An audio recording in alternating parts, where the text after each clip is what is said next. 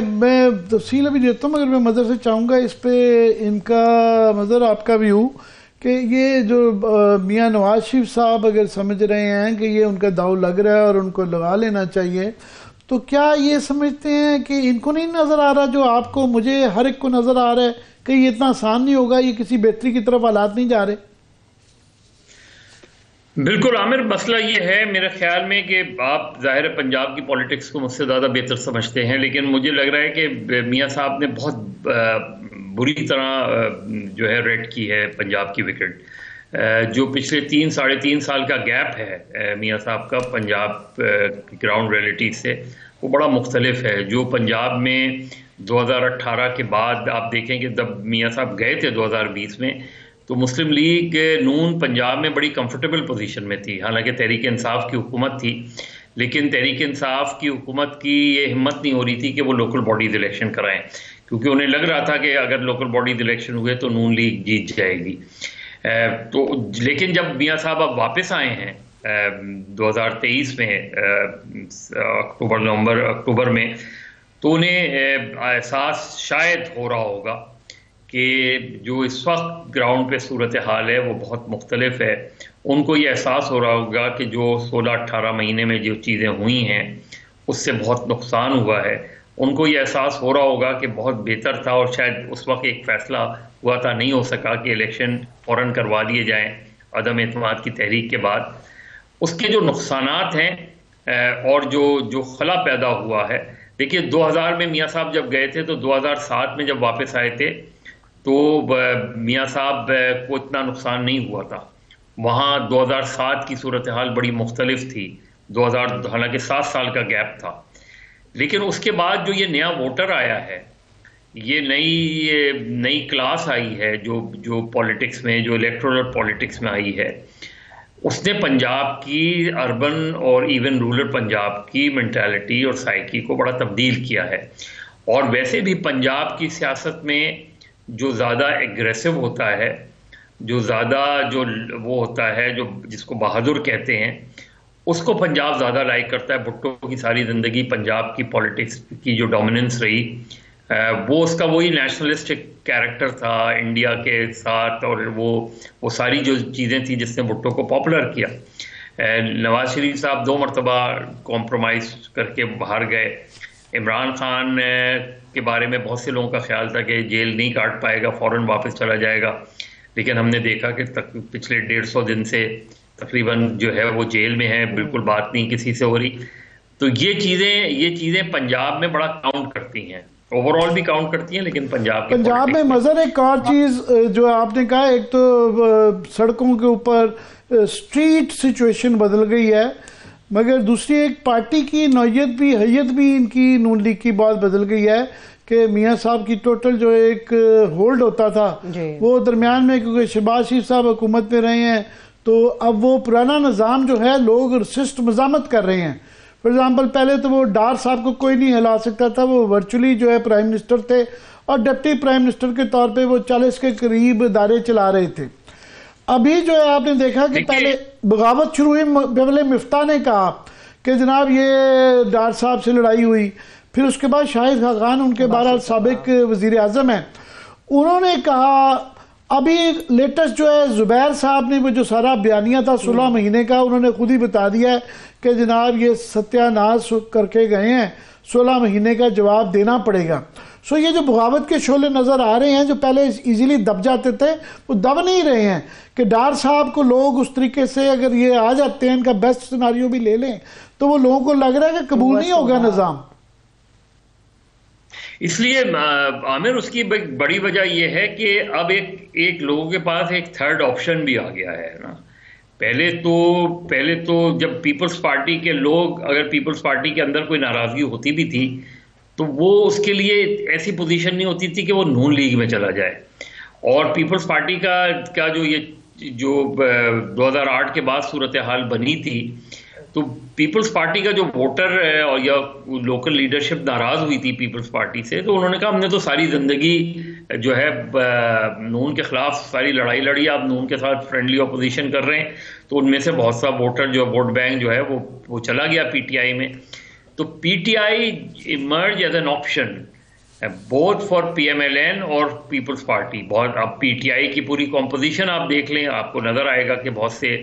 जो है peoples party के शायद थोड़े ज्यादा नाम नजर आए, लेकिन पीएमएल के भी मादी के लोग जो है उसमें नजर आ रहे हैं हमको उसके अंदर। ये जो चीजें, और ये शाहिद खाकान अब्बासी, इस वक्त मिफ्ता इस्माइल, मोहम्मद जुबैर, और अगर थोड़ा सा और पीछे ले जाएं तो ये सिलसिला शुरू हुआ था जब चौधरी निसार ने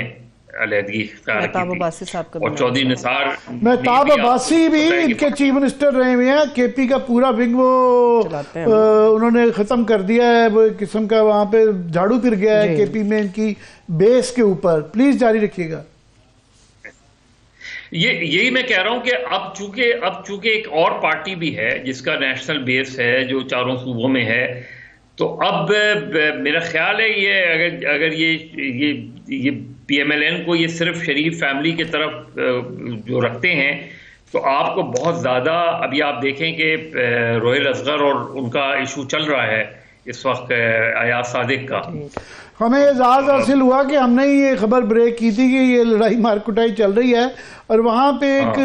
एक जो ट्रेंड आपको लाहौर में नाज़रीन के लिए शेयर कर लें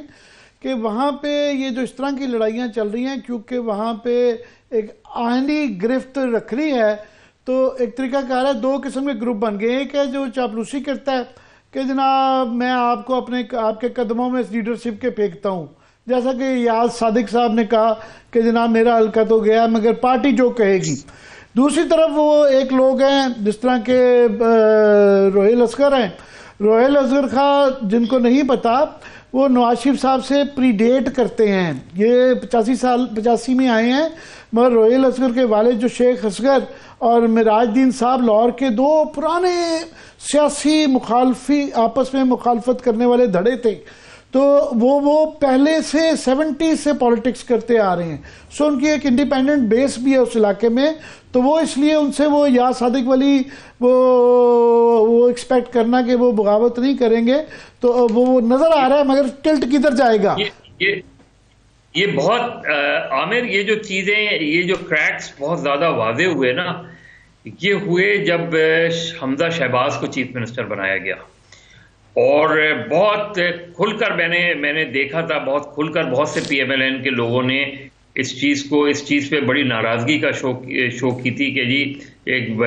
पहले दो भाई थे, अब वालिद और बेटे को ले आया गया। तो उस वक्त हमने देखा कि पंजाब असेंबली में और पंजाब के अंदर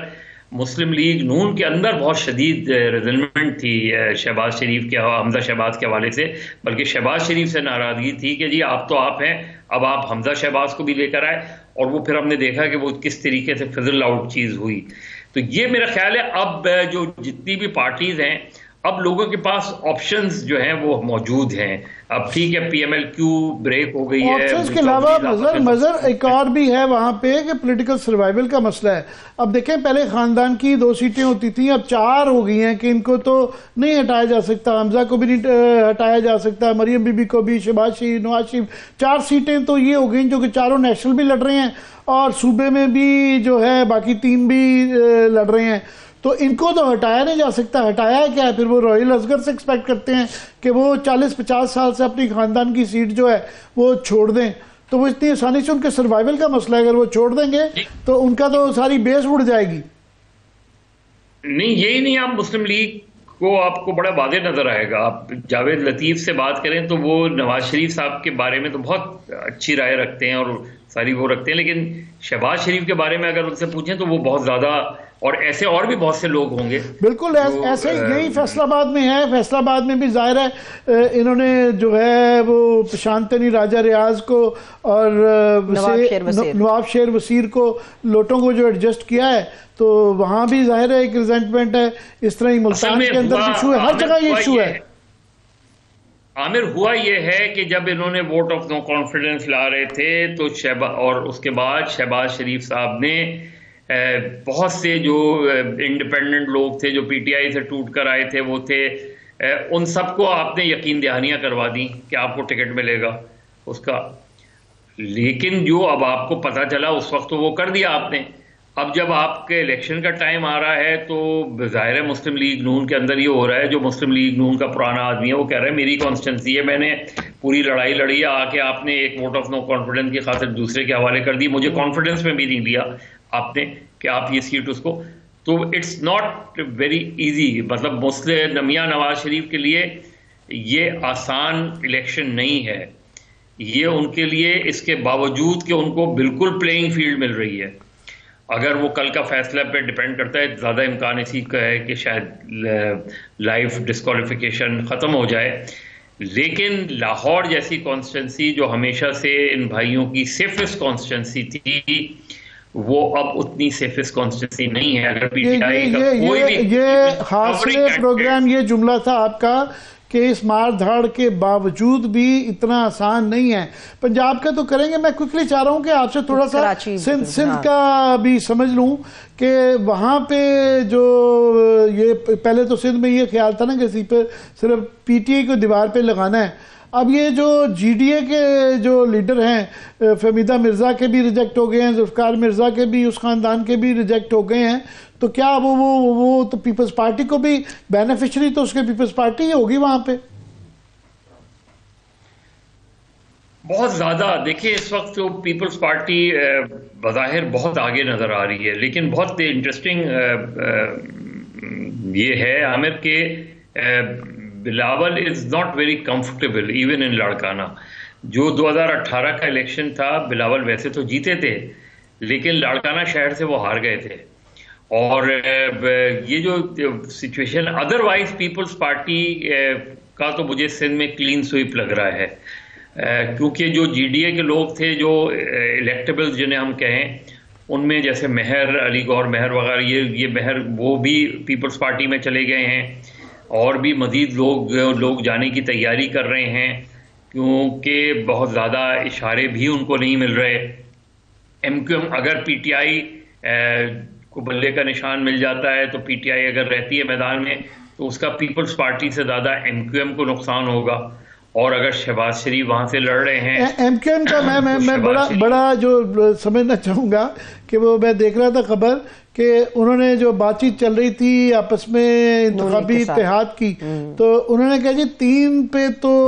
हो सकता है, यानी जो एमक्यूएम की सीटें नहीं है, 2 मलीर की और 1 लियारी की, चले वो तो ठीक है। अब सवाल वो उन्होंने कहा जी वो चौथी पे शहबाज शरीफ पे रहा है क्योंकि वहां पे मुस्तफा कमाल हैं, तो क्या वहां पे तो और तो बाकी सीटों पे तो उन्होंने बात ही नहीं की, तो ये तो विन विन है एमक्यूएम के लिए। तो क्या इसमें ये मुस्तफा कमाल की भी कुर्बानी नहीं देनी तो फिर किस बात की देनी है?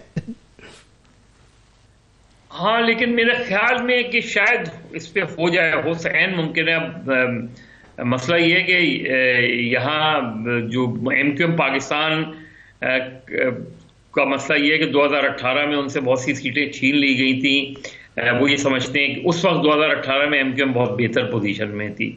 आज 2024 में एमक्यूएम बहुत बेहतर पोजीशन में नहीं है। मैं इलेक्टोरल बात कर रहा हूँ, इसलिए मेरा ख्याल उनका इत्तेहाद हो जाएगा। ऐन मुमकिन है कि अगर ऊपर की सूरत हाल बेहतर होती है तो ऐन मुमकिन है कि मुस्तफ़ा कमाल उधर से विड्रॉ कर जाएं, दूसरी जगह से लड़ लें, क्योंकि शहबाज शरीफ बहरहाल 2018 में वहाँ से सीट निकाल गए थे। चीज़ें तब्दील हो गई, वो अलग बात है। तो इसलिए पीएमएलएन और एमक्यूएम का तो इत्तेहाद होता नज़र आ रहा है, लेकिन जो यहाँ इस वक्त इम्पॉर्टेंट है कि अगर पीटीआई किसी न किसी शक्ल में रहती है शहर में और बल्ले के निशान के साथ रहती है, तो उसका नुकसान एमक्यूएम पाकिस्तान को ज़्यादा होगा, क्योंकि उनका ही वोटर उधर गया है, उनका गया है या तहरीक लब्बैक का गया है वोटर एमक्यूएम का। तो तहरीक लब्बैक भी एक, क्योंकि हर इलेक्शन में वो 15-20 हज़ार वोट ज़रूर ले लेते हैं। लियारी में भी वही जो है वो डिफरेंस था जो तहरीक लब्बैक का था। और ये जो सिचुएशन है इसमें लग ये रहा है कि पीपल्स पार्टी का, देखिए पीपल्स पार्टी का पहली मर्तबा 4 बड़े शहरों से, अर्बन सिंध की बात कर रहा हूँ, 4 बड़े शहरों में मेयर उनका है। अब कराची के मेयर पे आप 2 राय रख सकते हैं कि कराची के मेयर, लेकिन लास्ट ये मुझे इशारा कर रही है, प्रोग्राम का टाइम खत्म हो गया। क्विकली जो है पूरे पाकिस्तान में जिसका दाव